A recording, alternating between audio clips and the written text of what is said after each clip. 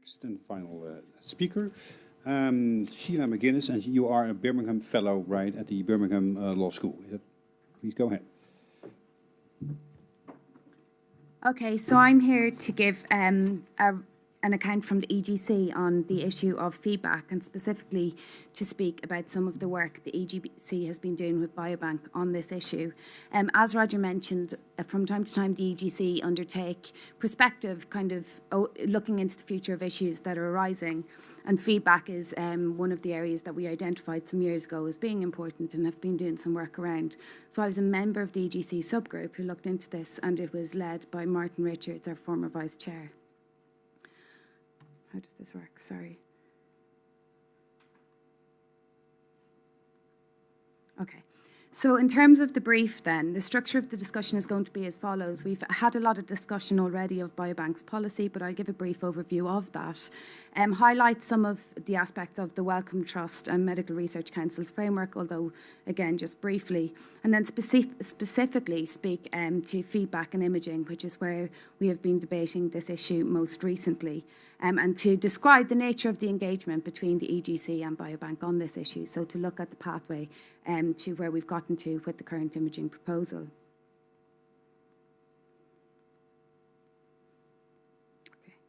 I'm not going to say very much on this. We've heard it throughout the discussions. Obviously, different terminology can be used.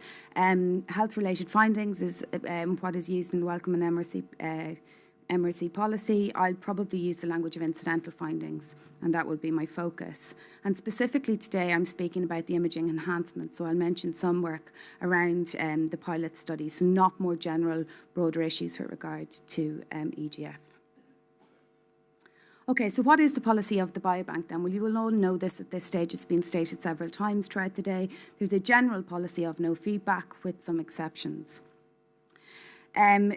The discussions we've been having are around whether this is still appropriate. We've been doing this with regard to a consideration of how the debate has evolved. We've heard lots about how there's kind of a move in terms of tone around the issue of feedback. So there's a more positive tone around whether it would be a good idea to provide feedback, although I'll describe in some detail when you drill down a little bit what the positive tone is actually directed towards. But also, the proposal for enhancement of the baseline through imaging provided a good opportunity for EGC and UK Biobank to work together around this issue. So it really provided a great case study for us to be discussing,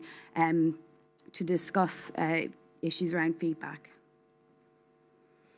Okay, so what are the justifications then for this general no feedback policy? They've been mentioned already, but this issue around it not being a health check, and to make that very clear, and this comes up a lot in the literature on incidental findings and return of individualised results.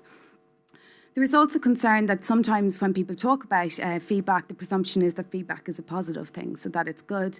And again, as described in the EGF, this just isn't always true, so it can be positively harmful, or at least has the potential to be, and it may just not be that useful. So the idea that it's inherently positive is something that's not taken up in the EGF. And then also, this is further complicated when research is gathered or information is gathered in a research setting and may not have been clinically validated, or may it be complicated in terms of who has looked at the information and how it has been examined. There has been some, as Graham mentioned, there is some engagement with the participants around feedback in UK Biobank. So although at times the focus is often on incidental findings, in general, UK Biobank do engage with the participants around provision of information about the research activities that are happening in the Biobank. And as research comes to completion and publications are being made available, participants will be made aware through the website and newsletters about this. And actually another area where the EGC and UK Biobank have worked together on this are the lay summaries in the application. So we've worked together to make sure that they are summaries that participants can engage with and are clear about what activities are being involved.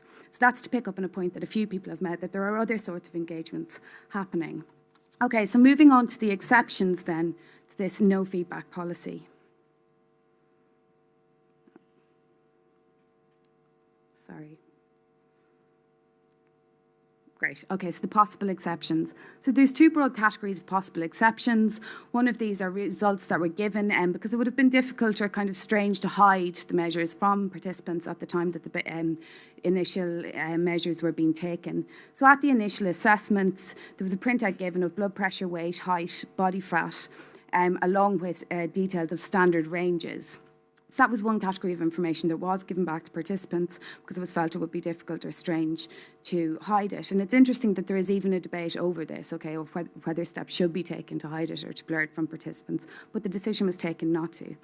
The second range then are where there is an abnormal measure. So if there was a particularly abnormal measure, participants would have been alerted to this with advice to follow up with their doctor. So that would have been a specific area that was highlighted to participants. Okay, so then to summarise, we have this general no feedback policy with some exceptions, and the justifications are around it being a research rather than clinical setting. Roger mentioned earlier about the different stages in terms of even in the imaging proposal, some information will be given now. That doesn't mean in the future when these images are being used, there's a decision to provide information then. This is around time lapse. There's also consideration of appropriate mechanisms for providing feedback. So there's concern about there isn't a possibility for providing counselling. So there's no point thinking feedback's a great thing if actually the pathway to providing it isn't something that could be facilitated, and it was seen that this couldn't be at the time. As Catherine mentioned, the initial creation of this EGF doesn't provide a kind of carte blanche now that it doesn't have to be reconsidered. So when we think about the imaging proposal, this has all been re-examined and reconsidered again, and the decision has been to stick with it broadly for the reasons given. So it has been reassessed, it has been reconsidered, and it's and Biobank's approach to imaging is the same. So it's going to be general no feedback, but there may be some categories of information given. But we will look at the sub-study on sociological research around attitudes to feedback. And this is happening in the pilot stage, and one of the aims of that is to inform the feedback policy for the full stage of imaging. Okay, so when we were discussing this as part of the working group, there was some sense in which the debate had moved on, and certainly feedback had become a hot topic. And we see that arising, even the MRC and Wellcome are beginning to think about it as a mandate from scientists that there is this issue arising. And literature was certainly coming out on the issue of feedback, and the tone of it is quite positive about feedback. But when we sat down and went through this in the subgroup, one thing we thought is that, yes, there was a positive tone about it, but when you drill down into what the literature was saying, the positive tone is to say you should consider it. So it certainly wasn't that there is some sort of gold standard or best practice that everybody should adhere to, which is unsurprising. So I have a quote there from the study led by Susan Wolf and others, which came out in 2012, and this is certainly pieces of research that we were paying particular attention to.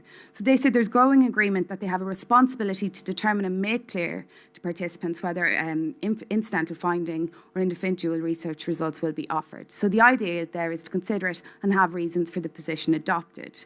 There is some sense in which some people seem to be suggesting that actually there's a move away from policies of no feedback. But in a review that again was published as part of this study by Zawati and Knoppers, they said, well, actually there is no general consensus to be found internationally. So if you review policies on this in this area, there just isn't a consensus. So that was something we were very aware of when we were considering best practice or the advice we would give.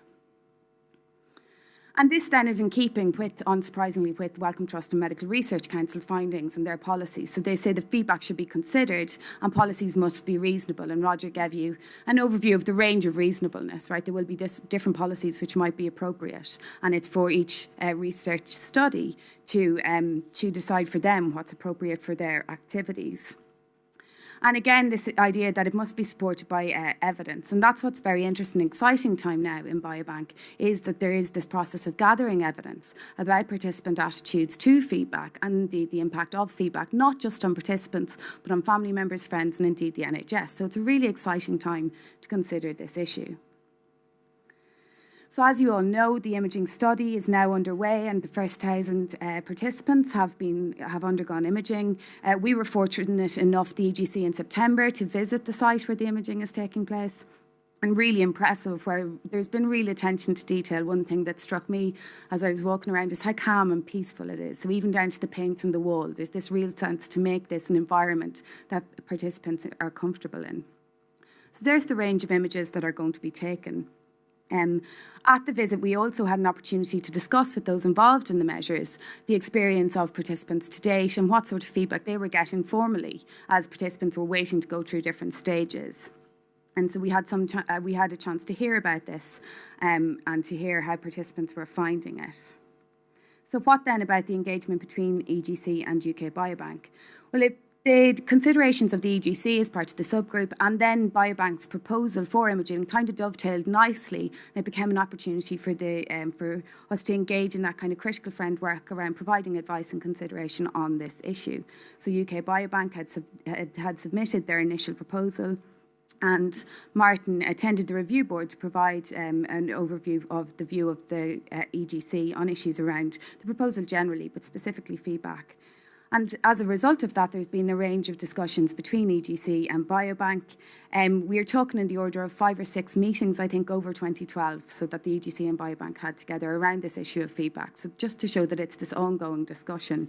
It tends to be, as Roger mentioned, small group discussion. So it's some members of the EGC along with some members of Biobank. Primarily, Rory and Jonathan were involved at all stages.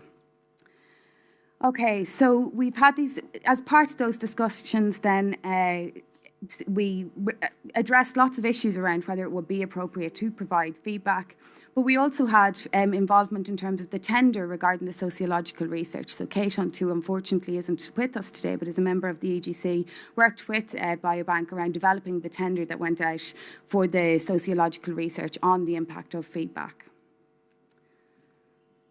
Okay, so what were the themes of the discussions then? Well, I guess they were manied and varied. Unsurprisingly, there were lots of different views evident, expressed and evident. And this is, as Roger mentioned, even within the EGC, we've quite varied views, and there are different approaches to the benefits of feedback and whether it should be viewed in a positive manner. Some of the things that came up then were benefits to participants. So given difficulties around imaging, who is going to be reviewing it, how useful would it be to feedback, and what sort of pathway would you need in place for this to be useful and beneficial to participants, and a lot of discussion, unsurprisingly, of the public good. And the public good becomes very interesting, and we've just heard in the last presentation about this balance between, yes, participants might have an interest or a desire for feedback, but what about the possibility that this could hinder research into the future? And that's certainly something we get a lot of time to discussing, because participants, as well as being participants, are obviously part of the public, and research as a public good being facilitated in a responsible and reasonable way, but is obviously something everyone wants to happen. So there was lots of discussion around this. And then also participant attitudes. So we were very interested and discussed a lot, where do participants stand? And really realised that actually there was a gap in terms of our understanding. So we know the participants signed up to this initial consent, but what were their views now and what were their attitudes specifically? And it's from that it was decided, UK Biobank have decided to take forward this piece of sociological research. So there's the imaging pilot is underway, and as part of this, there's a specific sub-project around feedback. So in particular, then, there's going to be the small research, the sociological research is going to have 2 prongs. So one is it's going to assess the impact of feedback on participants and families, but also there's going to be systematic review by radiologists of images from the first 1,000 participants to look at this issue around false positives and look at this issue around false positives and kind of standards in terms of interpretation of images. There will be feedback then of some potentially serious health findings, and these have been defined by Biobank. If they're likely to threaten lifespan, quality of life, or major bodily functions, then there will be provision of that information. And within the subpilot then, there are 4 main aims. Sorry, so this is just, again, a summary of the MRC policy. But within the, So within the pilot then, there are these 4 main aims, and I've left the last one off, so apologies about that.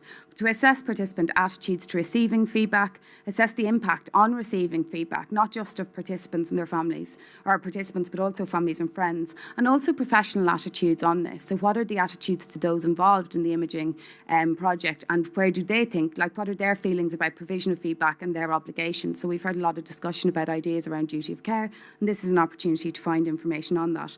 The 4th aim then is that this information will specifically feed into the feedback protocol for the largest phase of the imaging study. In terms of breaking down those aims then, participants will be provided with, there will be focus groups and interviews of participants around this issue of feedback generally, but then specifically for those participants who are provided with information, there will be a follow-up on the impact on them and on whether it has been beneficial, whether the mode in which they were given the information was beneficial. Do they think it could be improved? What do they think of the biobank policy? So are biobank pitching this in the right way? Do they feel their interests are being respected? So a lot of evidence is being gathered and an attempt being made to specifically engage with participants around this issue. With regard to feedback then, there were broad questions around the desirability of feedback, but then breaking it down with more case examples of saying, as we've just seen in the last study, so what about this sort of particular information? So kind of general broad brush, would you like feedback, but what about this particular type of feedback, to really begin to assess attitudes, and then professional attitudes, as I've made, so perceptions of radiographers and radiologists.